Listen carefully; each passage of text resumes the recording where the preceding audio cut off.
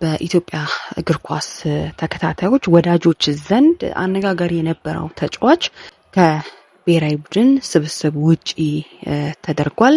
የኢትዮጵያ ዋንጫ የግማሽ ፍጻሜ ጨዋታ ተደርጎ ነበር። ለፍጻሜ ለማለፍ ጨዋታው የመደበኛ ሰዓት 2-2 ተጠናቆ በመለያ ምት ሲዳማ ቡና ኢትዮጵያ መድንን 4-3 አሸንፎ ወደ ፍጻሜ ማለፉን አረጋግጧል። ለተከታታይ አመት ማለት ነውና በተለይም በትላንትናው ጨዋታ ላይ 33ኛው ደቂቃ ላይ ይህ ተጫዋች ወይም ያሬድ ካሳይ ተቀይሮ ወጥቷል። አሰልጣኝ ገብረመድህን ኃይሌ በጨዋታው ላይ ይህን ተጫዋች በመጀመሪያ 45 መቀየር ይኖርብኛል፣ ለውጥ ማምጣት ይኖርብኛል ወይም ለማሸነፍ አሰልጣኞች የትኛውንም ውሳኔ ሊወስኑ ይችላሉ።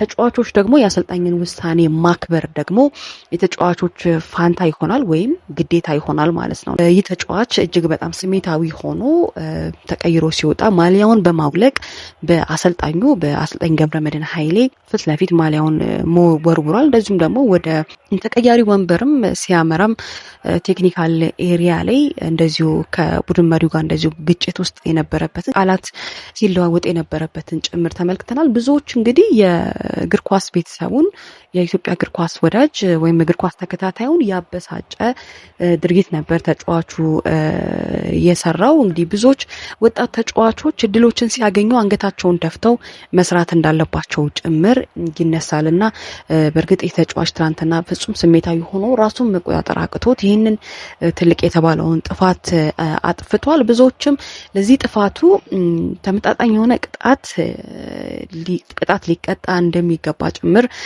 ሲነገር ነበር። ምክንያቱም አሰልጣኙን አለማክበሩ ጭምር ትልቅ ያስተቸው ነው። ከዛ ባለፈም ግን ያንድን የተከበረን ያንድን ቡድን ማሊያ ጭምር መሬት ላይ ወረወረበት ነው። ይሄ እንግዲህ ክለቡን አለማክበር፣ ደጋፊን አለማክበር ደግሞ እንዳጠቃላይ የእግር ኳስ ወዳጁን አለማክበር ጭምር ነውና ብዙዎች በዛ ቁጣቸውን አሰምቷል። በእርግጥ ተጫዋቹ ከዛ በኋላም በማህበራዊ ትስስር ገጹ ላይ ይቅርታውን አጋርቷል።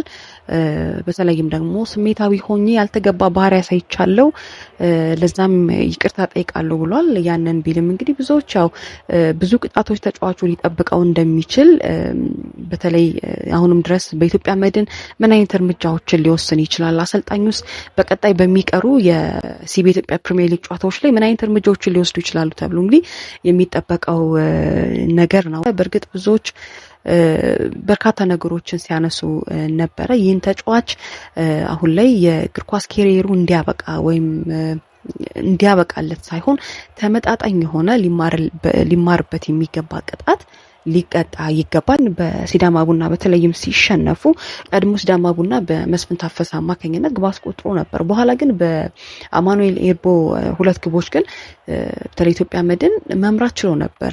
2-1 በሆነ ውጤት እየመራ ነበር። ይሄም እንግዲህ መደበኛው ሰዓት አልቆ ተጨማሪ ደቂቃ ከተጨመረበት ሰዓት ድረስ ሲመራ ቆይቷል። ነገር ግን የፍጹም ቅጣት ምት ሰጥተውባቸው ነበረ። ያንንም በተለይ ያሬድ ባያ አስቆጥሮ 2-2 ሆነው እንደዚህ ወደ መለያ ምት አምርተው ሲዳማ ቡና አሸንፏል። ከጨዋታው በኋላም ፖስት ማች ኢንተርቪው ላይ አሰልጣኝ ገብረመድህን ኃይሌ ስለተሰጠው ፍጹም ቅጣት ምት ተቃውሟቸውን ሲያሰሙ ነበረ። ሌላኛው እንግዲህ አንዱ ቅጣቱ ይጀምራል ተብሎ ሲጠበቅ የነበረው አሰልጣኝ ዮሐንስ ሳህሌ የኢትዮጵያ ብሔራዊ ቡድን አሰልጣኝ እንደሆነ ይታወቃል።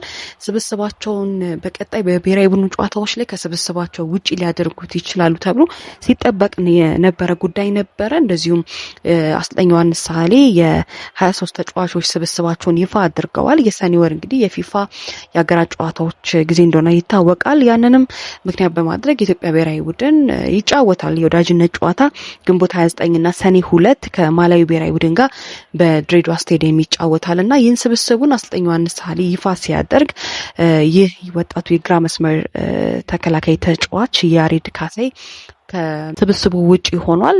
የቡድን አጋሮቹ የኢትዮጵያ መድን እንደነ አቡበከር ኑራና ወገን የገጻኝ የመሳሰሉ ተጫዋቾች በስብስቡ ተካተዋል። ምናልባት የተጫዋች ከነሱ አንዱ ሊሆን የሚችልበት እድል ነበር። ለማንኛውም ግን ሳይመረጥ ቀርቷል።